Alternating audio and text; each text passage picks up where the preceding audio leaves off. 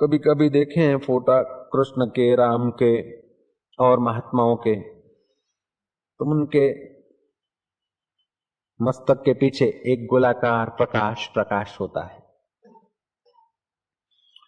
चित्र लेने वालों ने युक्ति भी लड़ाई और गलती भी हुई। आदमी जब ध्यान करते करते ऊपर के केंद्रों में आ जाता है, आज्ञा चक्र के बाद तेज ही तेज पुंज रह जाता है, फिर आकृति और नाम अपने चित्त में से गायब हो जाते हैं। मैंने एक बार बताया था कि ओटला वाला जो है, केसरिया जिसको बोलते गोविंद भाई, वो सावन के महीने में आ रहा था आश्रम में। एक दिन सुबह ध्यान में से उठकर मैंने सत्संग प्रारंभ कराया।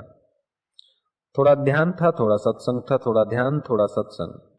वो खुली आंख देख ही रहा था और उसके बाद उसके जीवन में बहुत चेंजिंग आ गई। एक दिन वो गदगद कंठ होके बोला कि फलाने दिन में बैठा था 2 दिन पहले, तो देखा कि बापू बापू बापू दिखते नहीं, केवल बापू के ललाट जो था, ललाट और सिर के भाग, उधर एक प्रकाश प्रकाश प्रकाश। फिर मैं सोचा कि ये मेरे को कोई भ्रम तो नहीं हो रहा, मोने कौन बेबू करे, ऊँग बीजी तो नहीं आवती, तो ऐसे करके चुटली भी खाना आपने। फिर भी देखा गया अत्यंत प्रकाश प्रकाश प्रकाश।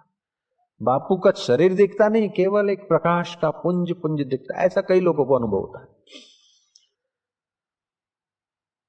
तो बापू ये क्या था?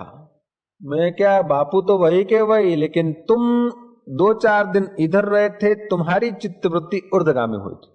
तो बापू सुबह के समय ध्यान भजन से उठे थे, तो सुबह के समय एकांत में से तुम भी एकांत में थे, वे भी एकांत में थे, और फिर मिले तो तुमको देखने की तुम्हारे पास क्षमता थी और वो वहां थे।